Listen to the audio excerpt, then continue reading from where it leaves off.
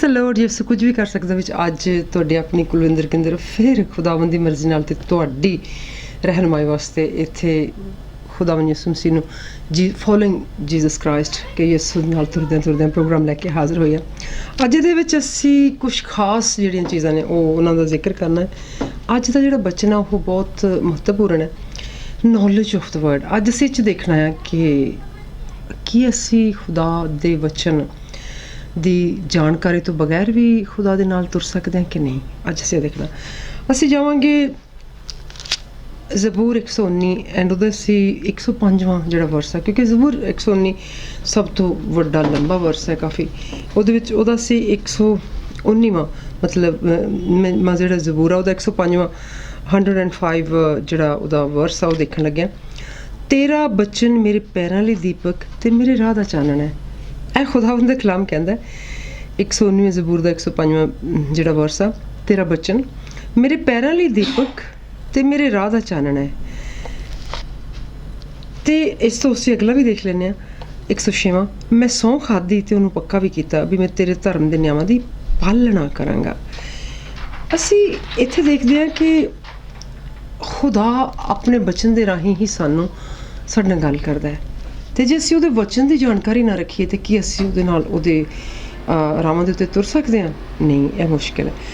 God will never endure a person with an approved work as long as he has no knowledge। ਖੁਦਾਵੰਦ ਕਦੀ ਵੀ ਕਿਸੇ ਵੀ ਕੰਮ ਕਰਨ ਵਾਲੇ ਉੱਤੇ ਇੱਕ ਅੱਛੇ ਕੰਮ ਕਰਨ ਵਾਲੇ ਦਾ ਜਾਂ ਸਿੱਖੇ ਹੋਏ ਕੰਮ ਦਾ ਜਿਹੜਾ ਨਾ ਉਹ ਤਗਮਾ ਨਹੀਂ ਲਗਾਏਗਾ ਜਿੰਨਾ ਚਿਰ ਉਹਨੂੰ ਵਚਨ ਦੀ ਜਿਹੜੀ ਨਾ ਉਹਦੀ ਜਾਣਕਾਰੀ ਨਾ ਹੋਵੇ, ਖੁਦਾ ਦੇ ਬਚਨ ਦੀ ਜਾਣਕਾਰੀ, ਹੋਲੀ ਕਲਾਮ ਜਿਹੜਾ ਨਾ ਪਾਕ ਕਲਾਮ ਉਹਦੀ ਜਾਣਕਾਰੀ। ਅਤੇ ਜਿਸ ਤਰ੍ਹਾਂ ਕਿ ਕਿਹਾ ਗਿਆ, your word is a lamp to my feet and a light to my path. ਤੇਰਾ ਵਚਨ ਮੇਰੇ ਪੈਰਾਂ ਦੀ ਰੋਸ਼ਨੀ ਹੈ ਅਤੇ ਮੇਰੇ ਰਾਹ ਦਾ ਚਿਰਾਗ ਹੈ।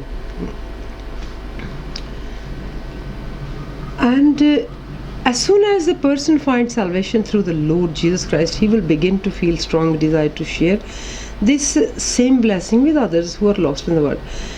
ਜਿੰਨੀ ਜਲਦੀ ਜਦੋਂ ਵੀ ਕਿਸੇ ਇਨਸਾਨ ਨੂੰ ਖੁਦਾ ਦੇ ਕਲਾਮ ਦੀ ਜਿਹੜੀ ਆ ਉਹਦੇ 'ਤੇ ਬਲੈਸਿੰਗ ਆ ਜਾਂਦੀ ਆ, ਉਹ ਬਚ ਜਾਂਦਾ ਆ, ਨਜਾਤ ਯਾਫਤਾ ਹੋ ਜਾਂਦਾ ਆ ਖੁਦਾਵੰਦ ਯਿਸੂ ਮਸੀਹ ਦੇ ਬਚਨ ਰਾਹੀਂ, ਫਿਰ ਉਹਦਾ ਜਿਹੜਾ ਦਿਲ ਆ ਉਹ ਕਰਦਾ ਆ, ਇੱਕ ਉਹਦੇ ਅੰਦਰ ਬੜੀ ਤਾਕਤਵਰ ਸਟਰੋਂਗ ਜਿਹੜੀ ਨਾ ਡਿਜ਼ਾਇਰ ਭਾਵਨਾ ਪੈਦਾ ਹੁੰਦੀ ਹੈ ਕਿ ਉਹ ਉਸ ਨਜਾਤ ਨੂੰ, ਉਸ ਤਾਕਤ ਨੂੰ, ਖੁਸ਼ੀ ਨੂੰ, ਉਹ ਰੋਸ਼ਨੀ ਨੂੰ ਸਾਰਿਆਂ ਦੂਸਰਿਆਂ ਦੇ ਨਾਲ ਵੀ ਵੰਡੇ ਅਤੇ ਦੂਸਰਿਆਂ ਨੂੰ ਵੀ ਬਚਣ ਦਾ ਕਾਰਨ ਬਣੇ। ਜਿਹੜੇ ਗੁਆਚੇ ਫਿਰਦੇ ਉਹਨਾਂ ਨੂੰ ਖੁਦਾ ਦੇ ਵਚਨ ਦੇ ਰਾਹੀਂ ਭਾਲ ਕੇ ਉਹਨਾਂ ਨੂੰ ਸਹੀ ਜਗ੍ਹਾ 'ਤੇ ਖੁਦਾ ਦੇ ਕਲਾਮ ਦੇ ਨਾਲ ਜੋੜੇ। Compelled by the Holy Spirit, this is a new Christian will begin his personal ministry of winning souls for God's kingdom।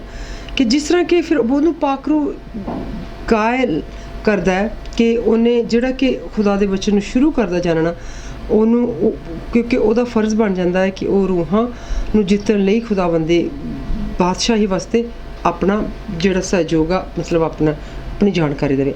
We all know that we have to work to earn up daily bread and that is achieved only through the sweat of our brow। ਅਸੀਂ ਸਾਰੇ ਜਾਣਦੇ ਹਾਂ ਕਿ ਸਾਨੂੰ ਰੋਜ਼ ਦੀ ਰੋਟੀ ਆਪਣੀ ਜਿਹੜੀ earn ਕਰਨੀ ਪੈਂਦੀ ਹੈ, ਕਮਾਉਣੀ ਪੈਂਦੀ ਹੈ, ਅਤੇ ਸਾਨੂੰ ਆਪਣਾ ਖੂਨ ਪਸੀਨਾ ਮਤਲਬ ਵਹਾ ਕੇ ਆਪਣੀ ਜਿਹੜੀ ਰੋਟੀ ਰੋਜ਼ੀ ਕਮਾਉਣੀ ਪੈਂਦੀ ਹੈ। In the same manner, in order to achieve something for the work of God, our hearts have to sweat before the Lord। ਬਿਲਕੁਲ ਇਸੇ ਤਰ੍ਹਾਂ ਖੁਦਾ ਦੇ ਕਲਾਮ ਦੀ ਸਮਝ ਲੈਣ ਵਾਸਤੇ, ਖੁਦਾ ਦੇ ਵਚਨ ਨੂੰ ਜਾਣਨ ਵਾਸਤੇ ਸਾਡੇ ਦਿਲਾਂ ਨੂੰ ਵੀ ਉਸੇ ਤਰ੍ਹਾਂ ਪਸੀਨੋ ਪਸੀਨੇ ਹੋਣਾ ਪਏਗਾ ਕਿਉਂਕਿ ਇਸ ਤੋਂ ਪਹਿਲਾਂ ਕਿ ਖੁਦਾ ਉੱਥੇ ਸਾਡੇ ਦਿਲ ਦੇ ਉੱਤੇ ਉਹ ਕਲਾਮ ਜਿਹੜਾ ਆਪਣਾ ਉਹ ਪੋਰ ਕਰ ਸਕੇ, ਭਾਵੇਂ ਵਹਾ ਸਕੇ। Lord seeking holy will for ourselves and it's possible only through knowledge of the Holy Scriptures। ਹੁਣ ਖੁਦਾ ਦੇ ਕਲਾਮ ਦੀ ਜਿਹੜੀ ਮਤਲਬ ਅਸੀਂ ਕਹਿੰਦੇ ਹਾਂ ਕਿ ਉਹਦੀ ਪਾਕ ਮਰਜ਼ੀ ਨੂੰ ਜਾਣਨਾ, ਉਹਦੇ ਪਾਕ ਕਲਾਮ ਲਈ ਉਹਦੇ ਜਿਹੜੇ ਭੁੱਲੇ ਭਟਕੇ ਹੋਏ ਲੋਕਾਂ ਲਈ ਸਾਨੂੰ ਜ਼ਰੂਰੀ ਹੈ ਕਿ ਅਸੀਂ ਉਹਦੇ ਪਾਕ ਵਚਨਾਂ ਹੋਲੀ ਜਿਹੜੇ ਆ ਉਹਦੀ ਸਾਡੇ ਕੋਲ ਜਾਣਕਾਰੀ ਹੋਵੇ ਅਤੇ ਸਾਨੂੰ ਪਤਾ ਹੋਵੇ ਕਿ ਅਸੀਂ ਉਸ ਜਾਣਕਾਰੀ ਨੂੰ ਕਿਸ ਤਰ੍ਹਾਂ ਇਸਤੇਮਾਲ ਕਰਨਾ ਹੈ। When a person set out to win souls, he or she must be conscious of one thing, he will upset the spiritual forces of evil. ਆ ਬੜੀ ਜ਼ਬਰਦਸਤ ਗੱਲ ਹੈ, ਮੈਂ ਚਾਹੁੰਦੀ ਕਿ ਤੁਸੀਂ ਇਹਨੂੰ ਨਾ ਆਪਣੇ ਪੱਲੇ ਨਾਲ ਇਹਦਾ ਬੰਨ੍ਹ ਕੇ ਰੱਖ ਲਓ, ਤਾਂ ਕਿ ਇਹ ਜਿਹੜੀ ਸਾਨੂੰ ਇੱਥੇ ਇਨਫੋਰਮੇਸ਼ਨ ਜਿਹੜੀ ਮਦਦ ਆ ਮਿਲੀ, ਉਹਨੇ ਸਾਡੇ ਹਰ ਰੋਜ਼ ਹਰ ਵਕਤ ਕੰਮ ਆਉਣਾ। ਕਿ ਜਦੋਂ ਇੱਕ ਇਨਸਾਨ ਰੂਹਾਂ ਜਿੱਤਣ ਲਈ ਨਿਕਲ ਜਾਂਦਾ ਆ, ਆਪਣੀ ਦੁਨੀਆ ਜਿਹੜੀ ਆ ਉਹਨੂੰ ਉਹ ਡਿਸਟਰਬ ਕਰਦਾ, ਕਿਉਂਕਿ ਉਸ ਦੀ ਦੁਨੀਆ ਦੇ ਲੋਕ ਜਿਹੜੇ ਆ ਉਹਦੇ ਨਾਲ ਗੁੱਸਾ ਕਰਨਾ ਸ਼ੁਰੂ ਕਰ ਦਿੰਦੇ ਨੇ। ਸ਼ੈਤਾਨ ਕਿਸੇ ਵੀ ਤਰੀਕੇ ਦੇ ਨਾਲ ਉਹਨਾਂ ਦੇ ਘਰ ਬਾਰ ਦੇ ਲੋਕਾਂ ਨੂੰ ਇਸਤੇਮਾਲ ਕਰਨਾ ਸ਼ੁਰੂ ਕਰ ਦਿੰਦਾ। ਉਹਨਾਂ ਦੇ ਘਰ ਦੇ ਕਹਿੰਦੇ ਨੇ ਕਿ ਇਹ ਕੀ ਨਵਾਂ ਕੰਮ ਫੜ ਲਿਆ, ਜੋ ਖੁਦਾ ਦਾ ਬਚਨ ਲੋਕਾਂ ਨੂੰ ਦੱਸਣ ਜਾਣਾ। ਕੋਈ ਆਪਣੇ ਜਿੱਦਾਂ ਕਿਸੇ ਨੂੰ ਰੱਥੋਂਗਾ, ਕਿਸੇ ਨੂੰ ਘੋੜੋਂਗਾ, ਕਿ ਕੋਈ ਆਪਣੇ ਬੱਚਿਆਂ ਲਈ ਬਾਹਰ ਕੰਮ ਕਰਨ ਜਾਂਦਾ, ਤੁਸੀਂ ਕੀ ਕੰਮ ਫੜ ਲਿਆ। ਕਿਉਂ ਜੋ ਇੱਥੇ ਅਸੀਂ ਸਿੱਖ ਰਹੇ ਹਾਂ ਕਿ ਸਾਨੂੰ ਇੱਕ ਗੱਲ ਦੀ ਜਾਣਕਾਰੀ, ਇੱਕ ਗੱਲ ਦੇ ਬਾਰੇ ਪਤਾ ਹੋਣਾ ਬਹੁਤ ਜ਼ਰੂਰੀ ਆ ਕਿ ਉਹ ਸਪਿਰਿਚੁਅਲ ਫੋਰਸ ਜਿਹੜੀਆਂ ਸ਼ੈਤਾਨ ਦੀਆਂ ਈਵਲ ਫੋਰਸਿਸ ਆ ਆਲੇ ਦੁਆਲੇ, ਉਹ ਉਹਨਾਂ ਨੂੰ ਕੀ ਕਰਦਾ, ਉਹ ਉਹਨਾਂ ਨੂੰ ਅਪਸੈਟ ਕਰਦਾ, ਕਿਉਂਕਿ ਉਹ ਸੈੱਟ ਹੁੰਦੀਆਂ ਆ ਆਪਣੀ ਮਰਜ਼ੀ ਦੇ ਮੁਤਾਬਿਕ ਲੋਕਾਂ ਦੀ ਜ਼ਿੰਦਗੀ 'ਚ ਜ਼ਹਿਰ ਘੋਲਣ ਲਈ। ਕਿੰਨੀ ਇੰਟਰਸਟਿੰਗ ਗੱਲ ਆ ਕਿ ਜ਼ਹਿਰ ਘੋਲਣ ਲਈ ਅਸੀਂ ਕਹਿੰਦੇ ਹਾਂ, ਕਿਉਂਕਿ ਸ਼ੈਤਾਨ ਦਾ ਕੰਮ ਹੀ ਹੈ, ਉਹਦੀ ਨੇਚਰ ਹੈ ਨਾ ਇਹ ਜ਼ਹਿਰ ਘੋਲਣਾ, ਕਿਉਂਕਿ ਉਹ ਉਹਨੂੰ ਇੱਕ ਸੱਪ ਦੀ ਤਰ੍ਹਾਂ ਜਾਣਿਆ ਗਿਆ, ਕਿ ਉਹ ਪਤਾ ਕਿ ਉਹ ਸੱਪ ਆ। ਅਤੇ ਜਿਹੜੀਆਂ ਉਹਦੀਆਂ ਫੋਰਸਿਸ ਕਾਫੀ ਸਾਰੀਆਂ ਜਿਹੜੀਆਂ ਬਦਰੂਆਂ ਰਲ ਕੇ ਜਦੋਂ ਜ਼ਹਿਰ ਘੋਲਣ ਲਈ ਤਿਆਰ ਆ, ਅਤੇ ਅਸੀਂ ਇਹ ਦੇਖਦੇ ਹਾਂ ਕਿ ਜਦੋਂ ਅਸੀਂ ਖੁਦਾ ਦੇ ਕਲਾਮ ਲਈ ਆਪਣੇ ਆਪ ਨੂੰ ਤਿਆਰ ਕੀਤਾ, ਅਸੀਂ ਰੂਹਾਂ ਨੂੰ ਬਚਾਉਣ ਲਈ ਤਿਆਰ ਕੀਤਾ, ਅਤੇ ਉਹਨੇ ਵੀ ਆਪਣੇ ਜਿਹੜੇ ਲੋਕ ਆ ਉਹਨਾਂ ਨੂੰ ਤਿਆਰ ਕਰਨਾ। His struggle will no longer be fought on a physical battlefield. It's now to be fought exclusively in spiritual realm. ਉਹਦੀ ਜਿਹੜੀ ਫੋਰਸ ਆ ਉਹ ਤੁਹਾਡੇ ਨਾਲ ਉਹਨਾਂ ਨੇ ਹੱਥੋਂ ਪਾਈ, ਮਤਲਬ ਡਾਂਗਾਂ ਨਾਲ ਜਾਂ ਨਾਈਫ ਨਾਲ ਜਾਂ ਫਿਰ ਇੱਟਾਂ ਮਾਰ ਕੇ ਤੁਹਾਨੂੰ ਇੱਦਾਂ ਨਹੀਂ ਕਰਨਾ। ਉਹਨੇ ਤੁਹਾਨੂੰ ਮਤਲਬ ਉਹਨਾਂ ਨੇ ਉਹ ਰੂਹਾਨੀ ਜੰਗ ਹੈਗੀ ਆ, ਐਂਡ ਉਹਦੇ ਵਾਸਤੇ ਤੁਹਾਨੂੰ ਜਿਹੜੀ ਆ ਰੂਹਾਨੀ ਤਾਕਤ ਦੀ ਲੋੜ ਆ। He will have to fight against the spirits and rule this dark world, and in order to succeed, ਉਹਨੂੰ ਜਿੱਤਣ ਲਈ ਇਹਨਾਂ ਬਦਰੂਹਾਂ ਦੇ ਉੱਤੇ ਕਬਜ਼ਾ ਪਾਉਣਾ ਬਹੁਤ ਜ਼ਰੂਰੀ ਆ, ਤਾਂ ਕਿ ਉਹ ਉਹਨਾਂ ਬਦਰੂਹਾਂ ਦੇ ਉੱਤੇ ਫਤਿਹ ਹਾਸਲ ਕਰ ਸਕੇ, ਤਾਂ ਕਿ ਜਿਹੜਾ ਖੁਦਾ ਦਾ ਬਚਨ ਹੈ ਉਹ ਹਾਸਲ ਕਰ ਸਕੇ, ਅਤੇ ਉਹਨੂੰ ਉਹ ਸ਼ੈਤਾਨ ਨੂੰ ਸ਼ਰਮਿੰਦਾ ਕਰ ਸਕੇ।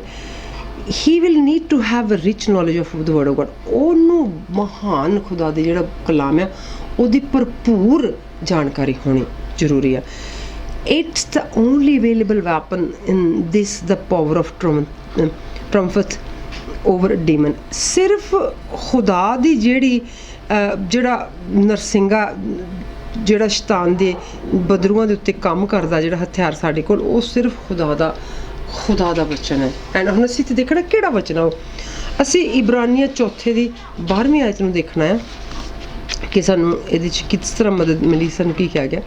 ਇਹ ਇਬਰਾਨੀਆਂ 4:12 ਆਇਤ, For the word of God is living and powerful and sharper than any two-edged sword, piercing even to the division of soul and spirit and joints and marrow, and it's the discerner of the thoughts and the intent of the heart. ਹੁਣ ਅਸੀਂ ਇਹਨੂੰ ਦੇਖਣਾ ਕਿ ਜਿਹੜਾ ਬਚਨ ਆ ਉਹ ਸਾਡੇ ਕੋਲੇ ਇੱਕ ਨੌਲੇਜ ਦਾ ਇੱਕ ਹਥਿਆਰ ਦੇ ਰੂਪ 'ਚ ਸਾਡੇ ਕੋਲ ਹੈ। ਅਗਰ ਸਾਡੇ ਕੋਲ ਅਸੀਂ ਲੜਾਈ ਕਰਨ ਲਈ ਘਰੋਂ ਨਿਕਲ ਪਏ, ਪਰ ਸਾਡੇ ਕੋਲ ਜਿਹੜਾ ਨਾ ਉਹ ਹਥਿਆਰ ਹੈ ਨਹੀਂ, ਅਤੇ ਕੀ ਅਸੀਂ ਜਿੱਤ ਕੇ ਵਾਪਸ ਆ ਸਕਦੇ ਹਾਂ? ਬਿਲਕੁਲ ਵੀ ਨਹੀਂ। ਅਸੀਂ ਬਿਨਾਂ ਹਥਿਆਰ ਤੋਂ ਨਹੀਂ ਜਿੱਤ ਪ੍ਰਾਪਤ ਕਰ ਸਕਦੇ। ਸੋ ਜੇ ਤੁਸੀਂ ਜਿੱਤਣਾ ਹੈ ਸ਼ੈਤਾਨ ਦੀ ਜਿਹੜੀ ਫੈਲਾਈ ਹੋਈ ਜ਼ਹਿਰੀਲੀਆਂ ਬਦਰੂਆਂ ਦੇ ਉੱਤੇ, ਅਤੇ ਫਿਰ ਸਾਨੂੰ ਉਹਦੇ ਕਲਾਮ ਦੀ ਸਮਝ ਹੋਣੀ ਬਹੁਤ ਜ਼ਰੂਰੀ ਆ ਜੀ। ਜਿਸ ਤਰ੍ਹਾਂ ਮੈਂ ਅੱਗੇ ਇੰਗਲਿਸ਼ 'ਚ ਪੜ੍ਹਿਆ, ਮੈਂ ਉਹੀ ਤੁਹਾਡੇ ਲਈ ਹੁਣ ਉਹਨੂੰ ਹੀ ਮੈਂ ਤੁਹਾਡੇ ਲਈ ਪੜ੍ਹਾਂਗੀ ਪੰਜਾਬੀ ਵਿੱਚ, ਤਾਂ ਕਿ ਤੁਹਾਨੂੰ ਅੱਛੀ ਤਰੀਕੇ ਨਾਲ ਸਮਝ ਪੈ ਸਕੇ। ਕਿਉਂਕਿ ਖੁਦਾ ਦਾ ਬਚਨ ਜਿਉਂਦਾ ਅਤੇ ਗੁਣਕਾਰ ਹਰੇਕ ਦੋ-ਧਾਰੀ ਤਲਵਾਰ ਨਾਲੋਂ ਵੀ ਤਿੱਖਾ ਹੈ। ਇਹ ਤੁਹਾਡੇ ਜੀਵ ਅਤੇ ਆਤਮਾ ਨੂੰ, ਗੁੱਦੇ ਨੂੰ ਅਤੇ ਰੂਹ ਨੂੰ, ਔਰ ਬੰਦ ਗੁੱਦੇ ਨੂੰ ਅੱਡੋ ਅੱਡ ਕਰਕੇ ਵਿੰਨ ਸੁੱਟਦਾ ਹੈ, ਅਤੇ ਮਨ ਦੀਆਂ ਵਿਚਾਰਾਂ ਅਤੇ ਧਾਰਨਾਵਾਂ ਨੂੰ ਜਾਂਚ ਲੈਂਦਾ ਹੈ। ਸੋ ਅਗਰ ਸਾਨੂੰ ਇਹ ਵਚਨ ਦੀ ਸਮਝ ਆ, ਫਿਰ ਅਸੀਂ ਲੜਾਈ ਜਿਹੜੀ ਕੋਈ ਵੀ ਉਹਦੇ ਉੱਤੇ ਜਿਹੜੀ ਰੂਹ ਦੀ ਲੜਾਈ ਹੈ, ਜਿਹਦੀ ਮੈਂ ਗੱਲ ਕਰਦੀ ਹਾਂ ਕਿ ਜਿਸਮਾਨੀ ਲੜਾਈ ਨਹੀਂ ਬਲਕਿ ਰੂਹਾਨੀ ਲੜਾਈ, ਅਸੀਂ ਫਿਰ ਉਹਦੇ ਉੱਤੇ ਕਬਜ਼ਾ ਪਾ ਲੈਂਦੇ ਹਾਂ। ਸਾਨੂੰ ਉਹਦੇ ਵਾਸਤੇ ਆਪਣੇ ਆਪ ਨੂੰ ਇਕੁਇਪਡ ਕੀਤੇ ਹੋਣਾ ਜ਼ਰੂਰ ਹੈ। ਅਸੀਂ ਇਸੇ ਤਰ੍ਹਾਂ ਮੱਤੀ 4 ਦੀ ਜਿਹੜੀ ਨਾ ਮੱਤੀ 4 ਨੂੰ ਦੇਖਣਾ ਪਹਿਲੇ ਤੋਂ ਲੈ ਕੇ 11ਵੇਂ ਤੱਕ, ਤਾਂ ਕਿ ਅਸੀਂ ਉਹਦੇ 'ਚ ਦੇਖਣਾ ਕਿ ਅਸੀਂ ਸਾਡੇ ਕੋਲ ਜਿਹੜੀ ਨੌਲੇਜ ਆ ਨਾ ਉਹ ਫੇਕ ਨਹੀਂ ਹੋਣੀ ਚਾਹੀਦੀ ਕਿ ਸੁਣੀ ਸੁਣਾਈ। ਸਾਡੇ ਕੋਲ ਆਪਣੀ ਖੁਦਾ ਦਾ ਜਿਹੜਾ ਕਲਾਮ ਆ ਉਹਨੂੰ ਸਾਡੇ ਕੋਲ ਹੋਣਾ ਬਹੁਤ ਜ਼ਰੂਰੀ, ਤਾਂ ਕਿ ਅਸੀਂ ਉਹਦੇ ਰਾਹੀਂ ਆਪਣੇ ਇਕੁਇਪ ਕਰ ਸਕੀਏ, ਆਪਣੇ ਆਪ ਨੂੰ ਤਿਆਰ ਕਰ ਸਕੀਏ। ਇੱਥੇ ਖੁਦਾ ਨੇ ਆਪਣਾ ਵੀ, ਜਦੋਂ ਖੁਦਾ ਯਿਸੂ ਮਸੀਹ ਨੇ ਆਪਣੀ ਸੇਵਾ ਮਤਲਬ ਆਪਣੀ ਸੇਵਕਾਈ ਮਿਨਿਸਟਰੀ ਦਾ ਕੰਮ ਸ਼ੁਰੂ ਕੀਤਾ, ਤੇ ਖੁਦਾ ਨੇ ਵੀ ਆਪਣੇ ਆਪ ਨੂੰ ਪ੍ਰਪੇਅਰ ਕੀਤਾ, ਖੁਦਾ ਨੇ ਵੀ ਪਾਕ ਰੂਹ ਦੀ ਮਦਦ ਦੇ ਨਾਲ ਆਪਣੇ ਆਪ ਨੂੰ ਤਿਆਰ ਕੀਤਾ। ਤਦ ਯਿਸੂ, ਮੈਂ ਮੱਤੀ 4 ਦੀ ਪਹਿਲੀ ਵਰਸ ਤੋਂ 11ਵੀਂ ਤੱਕ ਪੜ੍ਹਨ ਜਾ ਰਹੀ, ਤਦ ਯਿਸੂ ਆਤਮਾ ਦੀ ਅਗਵਾਈ ਨਾਲ ਉਜਾੜ ਵਿੱਚ ਗਿਆ ਕਿ ਸ਼ੈਤਾਨ ਕੋਲੋਂ ਪਰਤਾਇਆ ਜਾਵੇ। 40 ਦਿਨ ਤੇ 40 ਰਾਤ ਰੋਜ਼ਾ ਰੱਖਣ ਤੋਂ ਬਾਅਦ ਜਦੋਂ ਉਹਨੂੰ ਭੁੱਖ ਲੱਗੀ, ਤੇ ਉਹਨੇ ਪਰਤਿਆਉਣ ਵਾਲੇ ਨੇ, ਸ਼ੈਤਾਨ ਨੇ ਉਹਨੂੰ ਆ ਕੇ ਕਿਹਾ, ਜੇ ਤੂੰ ਰੱਬ ਦਾ ਪੁੱਤਰ ਹੈ ਤੇ ਕਹਿ ਪੱਥਰਾਂ ਨੂੰ ਕਿ ਰੋਟੀਆਂ ਬਣ ਜਾਣ। ਤੋਂ ਉਹਨੇ ਕਿਹਾ, ਪਰ ਇਹ ਲਿਖਿਆ ਹੈ ਕਿ ਇਨਸਾਨ ਸਿਰਫ ਰੋਟੀ ਨਾਲ ਹੀ ਨਹੀਂ ਜਿਉਂਦਾ ਰਹੇਗਾ, ਪਰ ਹਰ ਇੱਕ ਉਹ ਵਚਨ ਜਿਹੜਾ ਖੁਦਾ ਪਰਮੇਸ਼ਵਰ ਦੇ ਮੂੰਹੋਂ ਨਿਕਲਦਾ ਹੈ ਉਹਦੇ ਨਾਲ ਜਿਉਂਦਾ ਰਹੇਗਾ। ਪਰ ਫਿਰ ਸ਼ੈਤਾਨ ਨੇ ਉਹਨੂੰ ਬਹੁਤ ਵੱਡੇ ਪਵਿੱਤਰ ਹੈਕਲ ਸ਼ਹਿਰ ਦੇ ਵਿੱਚ ਨਾਲ ਲੈ ਗਿਆ, ਤੇ ਉੱਥੇ ਉਹਦੇ ਕਿੰਗਰੇ ਉੱਤੇ ਖੜਾ ਕਰਕੇ ਹੈਕਲ ਦੇ ਉਹਨੂੰ ਕਿਹਾ, ਜੇ ਤੂੰ ਰੱਬ ਦਾ ਪੁੱਤਰ ਹੈ ਤਾਂ ਉਹਨੂੰ ਕਹਿ ਕਿ ਤੈਨੂੰ ਹੇਠਾਂ ਆਪਣੇ ਆਪ ਨੂੰ ਹੇਠਾਂ ਸੁੱਟ, ਕਿਉਂਕਿ ਲਿਖਿਆ ਕਿ ਉਹ ਆਪਣੇ ਦੂਤਾਂ ਫਰਿਸ਼ਤਿਆਂ ਨੂੰ ਤੇਰੇ ਲਈ ਹੁਕਮ ਦੇਵੇਗਾ ਕਿ ਤੈਨੂੰ ਹੱਥਾਂ 'ਤੇ ਚੁੱਕ ਲੈਣਗੇ, ਮਤ ਤੇਰੇ ਪੈਰ ਨੂੰ ਸੱਟ ਲੱਗੇ। ਪਰ ਯਿਸੂ ਨੇ ਉਹਨੂੰ ਕਿਹਾ, ਇਹ ਵੀ ਲਿਖਿਆ ਹੋਇਆ ਹੈ ਕਿ ਤੂੰ ਆਪਣੇ ਪਰਮੇਸ਼ਰ ਨੂੰ ਨਾ ਪਰਤਾ। ਫਿਰ ਸ਼ੈਤਾਨ ਉਹਨੂੰ ਇੱਕ ਵੱਡੇ ਉੱਚੇ ਪਹਾੜ ਉੱਤੇ ਨਾਲ ਲੈ ਗਿਆ, ਤੇ ਦੁਨੀਆ ਦੀਆਂ ਸਾਰੀਆਂ ਪਾਤਸ਼ਾਹੀਆਂ ਤੇ ਉਹਨਾਂ ਦਾ ਜਲੋ ਜਲਵਾ ਉਹਨਾਂ ਨੂੰ ਵਿਖਾਇਆ, ਤੇ ਉਹਨੂੰ ਕਿਹਾ, ਜੇ ਤੂੰ ਮੈਨੂੰ ਨਿਓ ਕੇ ਸਿਜਦਾ ਕਰੇ ਤਾਂ ਸਭ ਕੁਛ ਮੈਂ ਤੈਨੂੰ ਦੇ ਦਿਆਂਗਾ। ਤਦ ਯਿਸੂ ਨੇ ਉਹਨੂੰ ਕਿਹਾ, ਸ਼ੈਤਾਨ ਚਲਾ ਜਾ, ਕਿ ਜੋ ਲਿਖਿਆ ਹੈ ਕਿ ਤੂੰ ਸਿਰਫ ਆਪਣੇ ਖੁਦਾ ਆਪਣੇ ਪਰਮੇਸ਼ਵਰ ਰੱਬ ਨੂੰ ਹੀ ਮੱਥਾ ਟੇਕ, ਉਸ ਇਕੱਲੇ ਦੀ ਉਪਾਸਨਾ ਤੇ ਪੂਜਾ ਕਰ। ਤੇ ਸ਼ੈਤਾਨ ਉਹਨੂੰ ਛੱਡ ਗਿਆ, ਤੇ ਵੇਖੋ ਫਰਿਸ਼ਤੇ ਉਹਦੇ ਕੋਲ ਆ ਕੇ ਟਹਿਲ ਕਰਨ ਲੱਗੇ। ਹੁਣ ਅਸੀਂ ਇੱਥੇ ਅੱਜ ਜਿਹੜੇ ਗੱਲ ਅਸੀਂ ਕਰ ਰਹੇ ਹਾਂ ਕਿ ਨੌਲੇਜ ਹੋਣਾ ਵਚਨ ਦੀ ਬਹੁਤ ਜ਼ਰੂਰੀ ਆ। ਖੁਦਾਵਾਂ ਦੇ ਖੁਦਾ ਯਿਸੂ ਅਲ ਮਸੀਹ ਨੂੰ ਵੀ ਜ਼ਰੂਰਤ ਸੀਗੀ ਕਿ ਉਹ ਕਲਾਮ ਨੂੰ, ਜਿਹੜਾ ਕਿ ਬਾਪ ਦੇ ਨਾਲ ਹੀ ਸ਼ੁਰੂ ਤੋਂ ਰਹਿੰਦਾ ਆਇਆ ਸੀ, ਜਦੋਂ ਜਿਸਮਾਨੀ ਸਰੀਰ ਦੇ ਵਿੱਚ ਉਹਨੇ ਜਨਮ ਲਿਆ, ਤੇ ਜੋ ਉਹਨੂੰ ਜ਼ਰੂਰਤ ਸੀਗੀ ਕਿ ਉਹ ਕਲਾਮ ਉਹਨੂੰ ਇੰਨਾ ਰੱਟਿਆ ਪਿਆ ਹੋਵੇ, ਉਹਦੇ ਗੁੱਦੇ ਵਿੱਚ ਖੂਨ ਦੇ ਇੱਕ ਕਤਰੇ ਵਿੱਚ ਰਚਿਆ ਪਿਆ ਹੋਵੇ ਕਿ ਜਦੋਂ ਸ਼ੈਤਾਨ ਉਹਨੂੰ ਪਰਤਿਆਉਣ ਲਈ ਆਇਆ ਤੇ ਉਹਨੂੰ ਉਹਦਾ ਜਵਾਬ ਦੇ ਸਕੇ। ਸੋ ਸਾਨੂੰ ਵੀ ਇਸੇ ਕਲਾਮ ਦੇ ਹਥਿਆਰ ਦੀ ਬਹੁਤ ਜ਼ਿਆਦਾ ਜ਼ਰੂਰਤ ਆ, ਤਾਂ ਕਿ ਜਦੋਂ ਸ਼ੈਤਾਨ ਸਾਨੂੰ ਆਪਣੀਆਂ ਧਾਰਨਾਵਾਂ ਦੇ ਨਾਲ ਸਾਨੂੰ ਅਟੈਕ ਕਰੇ, ਅਸੀਂ ਉਹਨੂੰ ਇਸ ਕਲਾਮ ਦੇ ਨਾਲ, ਇਹਦੇ ਕਲਾਮ ਦੀ ਜਿਹੜੀ ਦੇ ਵੈਪਨ ਦੇ ਨਾਲ ਅਸੀਂ ਉਹਦਾ ਟਾਕਰਾ ਕਰ ਸਕੀਏ, ਤਾਂ ਕਿ ਉਹ ਫਿਰ ਚਲੇ ਜਾਵੇ। ਕਿਉਂਕਿ ਜਦੋਂ ਖੁਦਾਵੰਦ ਯਿਸੂ ਮਸੀਹ ਕੋਲ ਅਸੀਂ ਦੇਖਿਆ ਕਿ ਉਹ ਚਲਾ ਗਿਆ, ਜਦੋਂ ਉਹਨਾਂ ਨੇ ਉਹਨੂੰ ਜਵਾਬ ਦਿੱਤਾ ਕਿ ਆ ਵੀ ਲਿਖਿਆ ਕਿ ਤੁਸੀਂ ਆਪਣੇ ਬਾਪ ਨੂੰ ਨਾ ਪਰਤਿਆ, ਆ ਵੀ ਲਿਖਿਆ ਕਿ ਤੂੰ ਉਹਨੂੰ ਹੀ ਸਿਰਫ ਮੱਥਾ ਟੇਕ, ਤੇ ਫਿਰ ਉਹ ਚਲਾ ਗਿਆ, ਤੇ ਫਿਰ ਫਰਿਸ਼ਤੇ ਆ ਗਏ। ਤੇ ਉਹ ਫਰਿਸ਼ਤੇ ਜਿਹੜੇ ਬਾਅਦ ਵਿੱਚ ਖੁਦਾਵੰਦ ਯਿਸੂ ਮਸੀਹ ਕੋਲ ਆ ਕੇ ਟਹਿਲ ਕਰਨ ਲੱਗੇ, ਭਾਵ ਉਹਦੇ ਨਾਲ ਰਲ ਕੇ ਖੁਸ਼ੀ ਮਨਾਈ ਉਹਨਾਂ ਨੇ, ਉਹ ਫਰਿਸ਼ਤੇ ਅੱਜ ਵੀ ਮੌਜੂਦ ਹੈ। ਸਾਡੇ ਸਿਰਫ ਖੁਦਾ ਦੇ ਨਾਲ ਜਦੋਂ ਅਸੀਂ ਆਪਣਾ ਆਪ ਉਹਦੇ ਹਵਾਲੇ ਕਰਦੇ ਹਾਂ, ਤੇ ਉਹ ਉਸ ਸਾਡੇ ਕਲਾਮ, ਪੜ੍ਹੇ ਹੋਏ ਕਲਾਮ ਦੀ ਮਤਲਬ ਸਾਡੀ ਇੱਕ ਆਵਾਜ਼ ਦੇ ਸਿਰਫ ਮੁਹਤਾਜ ਨੇ, ਕਿ ਅਸੀਂ ਇੱਕ ਆਵਾਜ਼ ਮਾਰੀਏ ਤਾਂ ਸਾਡੇ ਕੋਲ ਆ ਜਾਂਦੇ ਨੇ। ਪਰ ਕਦੋਂ ਜਦੋਂ ਅਸੀਂ ਕਲਾਮ ਨੂੰ ਆਪਣੇ ਅੰਦਰ ਰਚਾਇਆ ਹੋਇਆ, ਵਸਾਇਆ ਹੋਇਆ, ਆਪਣੀਆਂ ਅੱਖਾਂ ਨੂੰ ਕਲਾਮ ਦੇ ਉੱਤੇ ਅਸੀਂ ਲਾਉਣੋਂ ਝਿਜਕਦੇ ਨਹੀਂ, ਡਰਦੇ ਨਹੀਂ। ਅਸੀਂ ਜਦੋਂ ਕਲਾਮ ਨੂੰ ਦੁਨੀਆ ਦੀ ਹਰ ਐਕਟੀਵਿਟੀ ਤੋਂ ਜ਼ਿਆਦਾ ਪਿਆਰ ਕਰਦੇ ਹਾਂ, ਤਾਂ ਉਹ ਫਿਰ ਸਾਡੇ ਵਿੱਚ ਰਚਿਆ ਜਾਂਦਾ, ਤੇ ਅਸੀਂ ਕਲਾਮ ਵਾਲੇ ਹੋ ਜਾਂਦੇ, ਤੇ ਕਲਾਮ ਸਾਡੇ ਵਿੱਚ ਰਚ ਕੇ ਆਪਣੀ ਮਤਲਬ ਖੁਸ਼ਕਿਸਮਤੀ ਮਹਿਸੂਸ ਕਰਦਾ। ਕਿਉਂਕਿ ਖੁਦਾ ਦਾ ਆਤਮਾ, ਸਾਨੂੰ ਅੱਜ ਵੀ ਕਿਹਾ ਗਿਆ ਕਿ ਹਜੇ ਵੀ ਖੁਦਾ ਦੀਆਂ ਅੱਖਾਂ ਜਿਹੜੀਆਂ ਉਹਨਾਂ ਲੋਕਾਂ ਨੂੰ ਭਾਲਦੀਆਂ ਰਹਿੰਦੀਆਂ ਰਾਸਤਿਆਂ ਨੂੰ, ਕਿ ਕਿਹੜਾ ਹੈ ਜਿਹੜਾ ਪੂਰੇ ਮਨ ਨਾਲ, ਪੂਰੀ ਜਾਨ ਨਾਲ, ਪੂਰੇ ਦਿਲ ਨਾਲ ਮੇਰੇ ਬੱਚਨ ਦੀ ਪਾਲਣਾ ਕਰ ਰਿਹਾ, ਤੇ ਮੈਨੂੰ ਪਿਆਰ ਕਰ ਰਿਹਾ, ਤੇ ਪਿਆਰ ਆਪਣੇ ਆਪ ਨੂੰ ਵੀ ਕਰ ਰਿਹਾ। ਕਿਉਂਕਿ ਜਦੋਂ ਤੁਸੀਂ ਖੁਦਾ ਦੇ ਨਾਲ ਜੁੜੇ ਹੋਏ ਆ, ਤੇ ਤੁਹਾਡਾ ਫਿਰ ਨੁਕਸਾਨ ਨਹੀਂ ਹੋਏਗਾ। ਸੋ ਇਸ ਨਾਲ ਤੁਸੀਂ ਆਪਣੀ ਰੂਹ ਤੇ ਆਪਣੀ ਜਾਨ ਦੋਨਾਂ ਦਾ ਬਚਾਅ ਕਰ ਲੈਂਦੇ ਆ। ਮੈਂ ਇੱਥੇ ਤੁਹਾਡੇ ਨਾਲ ਇਹਦੇ ਬਾਰੇ 'ਚ ਇੱਕ ਬੜੀ ਮਤਲਬ ਇੰਪੋਰਟੈਂਟ ਜਿਹੜੀ ਚੀਜ਼ ਆ ਉਹ ਡਿਸਕਸ ਕਰਨ ਜਾ ਰਹੀ ਹੈ ਕਿ ਅਸੀਂ ਸਾਰੇ ਵੈਸੇ ਕਲਾਮ ਤਾਂ ਪੜ੍ਹਦੇ ਹਾਂ, ਪਰ ਕਿਸ ਤਰ੍ਹਾਂ ਅਸੀਂ ਕਲਾਮ ਪੜ੍ਹੀਏ ਤੇ ਉਹ ਕਲਾਮ ਜਿਹੜਾ ਆ ਨਾ ਉਹ ਸਾਨੂੰ ਮਤਲਬ ਅਸੀਂ ਉਹਦਾ ਫਾਇਦਾ ਵੀ ਚੁੱਕ ਸਕਦੇ ਹਾਂ। ਅਸੀਂ ਇਹਦੇ ਵਿੱਚ ਬਾਈਬਲ ਦੇ ਵਿੱਚੋਂ ਅਸੀਂ ਸਿੱਖਣਾ ਜਿਹੜਾ ਕਿ ਸਾਨੂੰ ਕਿਹਾ ਗਿਆ, ਅਸੀਂ ਟਿਮੋਥੀ ਜਿਹੜਾ 2 ਤਿਮੋਥੀਅਸ ਆ, ਉਹਦੀ ਜਿਹੜੀ 3 ਚੈਪਟਰ ਦੀ 16ਵੀਂ ਆਇਤ ਪੜ੍ਹਨੀ ਆ, ਕਿ ਸਾਨੂੰ ਕਿਹਾ ਕੀ ਗਿਆ ਕਿ ਕਿਸ ਤਰੀਕੇ ਨਾਲ ਅਸੀਂ ਕਲਾਮ ਪੜ੍ਹੀਏ ਤੇ ਜਿਹੜੇ ਅਸੀਂ ਆ ਉਹ ਮਤਲਬ ਅਸੀਂ ਕਾਮਯਾਬ ਹੋ ਸਕਦੇ ਉਹਦੇ ਵਿੱਚ। ਤੇ ਤੁਸੀਂ ਵੀ ਮੇਰੇ ਨਾਲ ਟਿਮੋਥੀ ਨੂੰ ਪੜ੍ਹੋ, ਮੈਂ ਤੁਹਾਡੇ ਨਾਲ ਇੰਗਲਿਸ਼ ਵਿੱਚ ਵੀ ਪੜ੍ਹੂੰਗੀ, ਪੰਜਾਬੀ ਵਿੱਚ ਵੀ, ਕਿਉਂਕਿ ਅਸੀਂ ਦੋਨਾਂ ਜ਼ੁਬਾਨਾਂ ਜਿਹੜਾ ਨਾ ਉਹਨਾਂ ਨੂੰ ਸਮਝਦੇ ਹਾਂ। ਸਭ ਤੋਂ ਪਹਿਲਾਂ ਤੁਹਾਡੇ ਨਾਲ ਮੈਂ ਇਹਨੂੰ ਪੰਜਾਬੀ 'ਚ ਪੜ੍ਹਦੀ, ਫਿਰ ਇੰਗਲਿਸ਼ 'ਚ ਪੜ੍ਹੂੰਗੀ।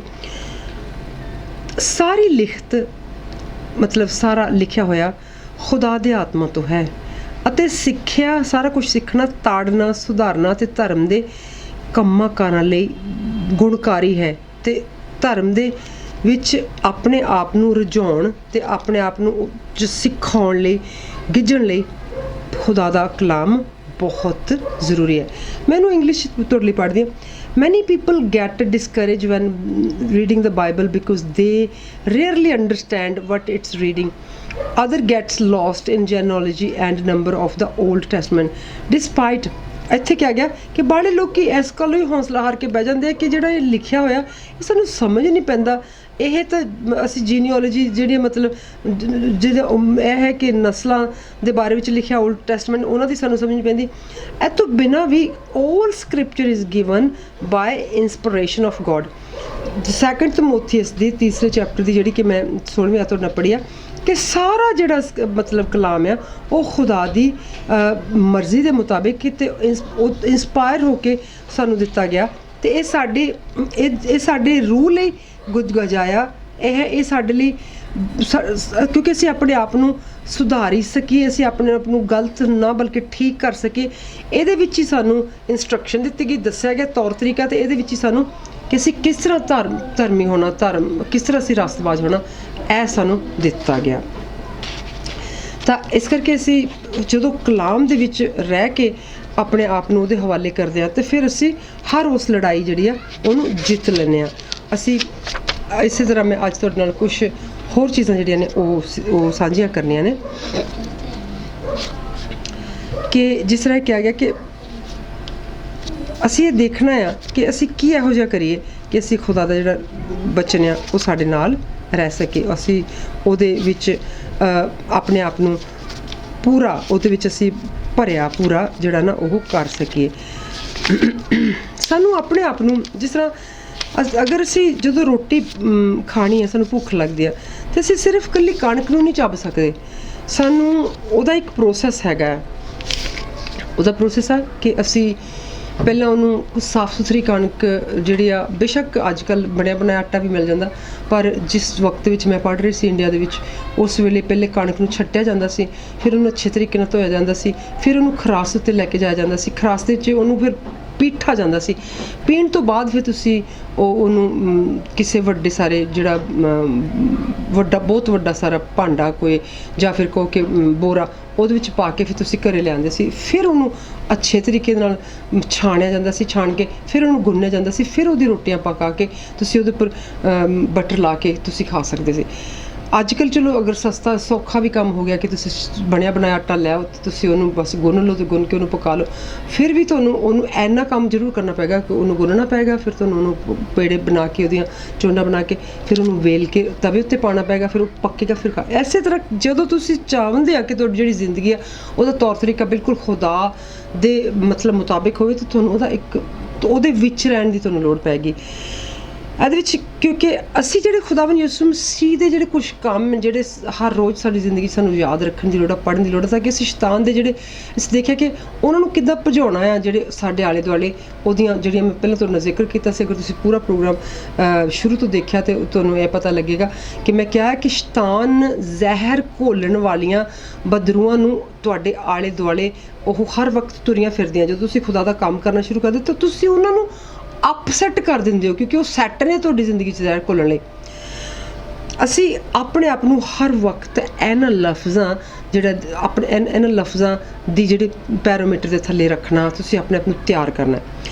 ਪ੍ਰਭੂ ਯਿਸੂ ਮਸੀਹ ਦੇ ਖੂਨ ਰਾਹੀਂ ਮੈਂ ਸ਼ੈਤਾਨ ਦੇ ਹੱਥਾਂ ਵਿੱਚੋਂ ਛੁਡਾਈ ਗਈ ਹਾਂ ਜਾਂ ਛੁਡਾਇਆ ਗਿਆ ਹਾਂ। ਪ੍ਰਭੂ ਯਿਸੂ ਮਸੀਹ ਦੇ ਖੂਨ ਰਾਹੀਂ ਮੇਰੇ ਸਾਰੇ ਪਾਪ ਮਾਫ਼ ਹੋ ਗਏ ਹਨ। ਪ੍ਰਭੂ ਯਿਸੂ ਮਸੀਹ ਦੇ ਖੂਨ ਰਾਹੀਂ ਮੈਂ ਹਰ ਪਾਪ ਤੋਂ ਲਗਾਤਾਰ ਸਾਫ਼ ਹੁੰਦਾ ਹਾਂ। ਪ੍ਰਭੂ ਯਿਸੂ ਮਸੀਹ ਦੇ ਖੂਨ ਰਾਹੀਂ ਮੈਂ ਰਾਸਤਬਾਜ਼ ਠਹਿਰਾਇਆ ਜਾਂਦਾ ਜਿਵੇਂ ਮੈਂ ਕੋਈ ਪਾਪ ਨਹੀਂ ਕੀਤਾ। ਪ੍ਰਭੂ ਯਿਸੂ ਮਸੀਹ ਦੇ ਖੂਨ ਰਾਹੀਂ ਮੈਂ ਆਜ਼ਾਦ ਹਾਂ, ਪਵਿੱਤਰ ਹਾਂ ਅਤੇ ਮੈਂ ਪ੍ਰਭੂ ਦੇ ਕੰਮ ਲਈ ਅਲੱਗ ਕਰ ਦਿੱਤਾ ਗਿਆ ਹਾਂ। ਪ੍ਰਭੂ ਯਿਸੂ ਮਸੀਹ ਦੇ ਖੂਨ ਰਾਹੀਂ ਮੈਂ ਮਜ਼ਬੂਤੀ ਨਾਲ ਪਰਮੇਸ਼ਵਰ ਦੇ ਹਜ਼ੂਰ ਹਾਜ਼ਰ ਹੋ ਜਾਂਦਾ ਹਾਂ। ਪ੍ਰਭੂ ਯਿਸੂ ਮਸੀਹ ਦਾ ਖੂਨ ਮੇਰੇ ਲਈ ਪਿਤਾ ਖੁਦਾ ਬਾਪ ਦੇ ਅੱਗੇ ਰੋ ਰੋ ਕੇ ਪੁਕਾਰ ਕਰਦਾ ਹੈ। ਮੇਰਾ ਸਰੀਰ ਪਵਿੱਤਰ ਆਤਮਾ ਦਾ ਮੰਦਰ ਹੈ। ਮੇਰਾ ਸਰੀਰ ਪ੍ਰਭੂ ਯਿਸੂ ਮਸੀਹ ਦੇ ਖੂਨ ਰਾਹੀਂ ਬਚਾਇਆ ਗਿਆ, ਮੈਂ ਪਵਿੱਤਰ ਕੀਤਾ ਗਿਆ, ਮੈਂ ਆਜ਼ਾਦ ਕੀਤਾ ਗਿਆ। मेरे अंदर शैतान वास्ते कोई जगह नहीं, शैतान का मेरे ते कोई दावा नहीं, क्योंकि प्रभु यीशु मसीह के खून राਹੀਂ सारा फैसला हो चुका है। प्रभु यीशु मसीह ने सज़ा सही ताकि मैनू माफ़ी मिल जाए। प्रभु यीशु मसीह नू ਜ਼ਖਮੀ ਕੀਤਾ ਗਿਆ ताकि मैनू शिफा मिल जाए। प्रभु यीशु मसीह नू पापी ठहराया गया ताकि मैं धार्मिक रास्तबाद ठहराया जावां। प्रभु यीशु मसीह मेरे लिए मरिया ताकि मैं सदा दी जिंदगी पावां। प्रभु यीशु मसीह नू लानतां मिलियां ताकि मैं उसदी किरपा विच आ जावां। प्रभु यीशु मसीह ने सारी गरीबी अपने उत्ते ले ली ताकि मैं उसदे भरपूर खजाने का मालक बन जावां। प्रभु यीशु मसीह ने सारी शर्मिंदगी ले ली ताकि मैं उसदी जलाल विच रह पावां। प्रभु यीशु मसीह रद्दिया गया ताकि मैनू खुदा कबूल करे। प्रभु यीशु मसीह ने सलीबी मौत राहीं मेरा दोबारा टुटा हुआ रिश्ता खुदावंद खुदा बाप परमेश्वर नाल मिला दिता ते मेरे विचों पुरानी इंसानियत प्रभु यीशु मसीह दे राहीं खत्म होई, मर गई एंड मैं प्रभु यीशु मसीह दे विच नवीं जिंदगी पाई। आ हुण जिहड़ियां मैं तुहाडे नाल कुछ जिहड़ियां प्रेयर दे मैकेनिज़म शुरू कीते आ, ਇਹ ਤੁਸੀਂ ਜਦੋਂ ਆਪਣੇ ਆਪ ਨੂੰ ਇਹਦੇ ਵਿੱਚ ਲੈ ਕੇ ਜਾਂਦੇ ਹੋ, ਇਸ ਮੈਕੈਨਿਜ਼ਮ ਦੇ ਵਿੱਚ ਜਦੋਂ ਤੁਸੀਂ ਇਸ ਰਿਹਾਅ 'ਚ ਲੈ ਆਉਂਦੇ ਹੋ ਤੇ ਤੁਸੀਂ ਸ਼ੈਤਾਨ ਦੇ ਜਿਹੜੇ ਉਹ ਸਾਰੇ ਮਨਸੂਬੇ ਆ ਉਹਨਾਂ ਉੱਤੇ ਪਾਣੀ ਫੇਰਦੇ ਹੋ। ਜਦੋਂ ਕਿਉਂਕਿ ਸ਼ੈਤਾਨ ਹਰ ਵੇਲੇ ਹਰ ਇਨਸਾਨ ਨੂੰ ਫੁਰ ਕਰਤੇ, ਮਤਲਬ ਤੁਹਾਨੂੰ ਤੁਹਾਡੇ ਹੀ ਖਿਆਲਾਂ ਦੇ ਵਿੱਚ ਤੁਹਾਨੂੰ ਉਲਝਾਉਣ ਦੇ ਵਿੱਚ, ਕਨਫਿਊਜ਼ ਕਰਨ ਦੇ ਵਿੱਚ ਬਿਜ਼ੀ ਆ, ਕਿਉਂਕਿ ਉਹ ਕਦੀ ਸੌਂਦਾ ਨਹੀਂ ਕੋਲ ਉਹ ਵੀ, ਤੇ ਉਹਨੇ ਆਪਣੇ ਜਿਹੜੇ ਉਹਦੇ ਜਿਹੜੇ ਹੈਗੇ ਪੈਰੋਕਾਰ ਰੱਖੇ ਹੋਏ ਤੁਹਾਨੂੰ ਉਦਾਸ ਕਰਨ ਲਈ, ਅਫਸਰ ਕਰਨ ਲਈ। ਪਰ ਤੁਹਾਨੂੰ ਆਹ ਜਿਹੜੇ ਲਫ਼ਜ਼ ਜਿਹੜੇ ਮੈਂ ਕਿਹਾ ਇਹ ਇਸ ਕਰਕੇ ਆਪਣੇ ਆਪ ਨੂੰ ਰਿਪੀਟਿਵਲੀ ਹਰ ਰੋਜ਼ ਕਹਿਣਾ ਤੇ ਹਰ ਰੋਜ਼ ਉਹਨਾਂ ਉੱਤੇ ਚੱਲਣਾ ਜ਼ਰੂਰੀ ਆ, ਕਿਉਂਕਿ ਉਹ ਹਰ ਰੋਜ਼ ਹੀ ਤੁਹਾਨੂੰ ਅਪਸੈਟ ਕਰਨ ਲਈ ਤਿਆਰ ਆ। ਤੇ ਜਿਸ ਤਰ੍ਹਾਂ ਮੈਂ ਤੁਹਾਡੇ ਲਈ ਅੱਗੇ ਇਬਰਾਨੀਆਂ 4 ਦੀ ਪੜ੍ਹੀ ਸੀਗੀ 16ਵੀਂ ਆਇਤ, ਜਿਹਦੇ ਵਿੱਚ ਮੈਂ ਕਿਹਾ ਸੀਗਾ ਕਿ ਅਸੀਂ ਸਾਡਾ ਜਿਹੜਾ ਮਤਲਬ ਮੈਂ ਕਿਹਾ ਸੀ ਦੋ ਧਾਰ ਤਿੱਖੀ ਤਲਵਾਰ ਦੀ ਤਰ੍ਹਾਂ ਕਲਾਮ ਹੈਗਾ, ਕਿ ਜਿੰਨਾ ਚਿਰ ਤੁਸੀਂ ਆਪਣੇ ਆਪ ਨੂੰ ਉਸ ਜਿਹੜਾ ਉਹ ਹਥਿਆਰ ਆ ਉਹਨੂੰ ਵਰਤਣ ਲਈ ਤੁਹਾਨੂੰ ਆਉਂਦਾ ਨਹੀਂ ਤੇ ਤੁਸੀਂ ਉਹਨਾਂ ਚਿਰ ਕਿਸੇ ਦੇ ਨਾਲ ਵੀ ਲੜਾਈ ਕਰਕੇ ਜਿੱਤ ਨਹੀਂ ਸਕਦੇ। ਤੁਹਾਨੂੰ ਅਗਰ ਮੈਨੂੰ ਯਾਦ ਆ ਰਿਹਾ ਕਿ ਮੈਂ ਰਾਈਫਲ ਟ੍ਰੇਨਿੰਗ ਲਈ ਸੀ ਪੜ੍ਹਦਿਆਂ ਤੇ ਮੈਨੂੰ ਰਾਈਫਲ ਟ੍ਰੇਨਿੰਗ ਲੈਣ ਲਈ ਆਪਣੇ ਆਪ ਨੂੰ ਤਿਆਰ ਕਰਨਾ ਪਿਆ ਤਾਂ ਫਿਰ ਮੈਂ ਉਹਦੇ ਵਿੱਚੋਂ ਸੈਕਿੰਡ ਨਹੀਂ ਬਲਕਿ 3rd ਪੋਜੀਸ਼ਨ ਹਾਸਲ ਕੀਤੀ ਸੀ, ਕਿਉਂਕਿ ਮੈਂ ਥੋੜ੍ਹੀ ਜਿਹੀ ਡਰਪੋਕ ਸੀ ਪਹਿਲਾਂ ਬਿਗਿਨਿੰਗ 'ਚ ਰਾਈਫਲ ਨੂੰ ਚਲਾਉਣ ਨੂੰ ਸਿੱਖਣ ਲਈ। ਪਰ ਮੈਂ ਜਦੋਂ ਸਿੱਖ ਲਿਆ ਮੈਂ ਉਹਦੇ 'ਚ ਅੱਛੀ ਪੋਜੀਸ਼ਨ ਫਿਰ ਵੀ ਹਾਸਲ ਕਰ ਲਈ। ਪਰ ਤੁਹਾਨੂੰ ਆਉਣਾ ਜ਼ਰੂਰੀ ਆ ਕਿ ਤੁਸੀਂ ਅਗਰ ਨਹੀਂ ਜਾਣਦੇ ਤੇ ਤੁਸੀਂ ਉਹਨੂੰ ਚਲਾ ਨਹੀਂ ਸਕਦੇ, ਤੁਸੀਂ ਉਹ ਫਿਰ ਕੋਈ ਵੀ ਦੁਸ਼ਮਣ ਆ ਉਹਦਾ ਟਾਕਰਾ ਨਹੀਂ ਕਰ ਸਕਦੇ।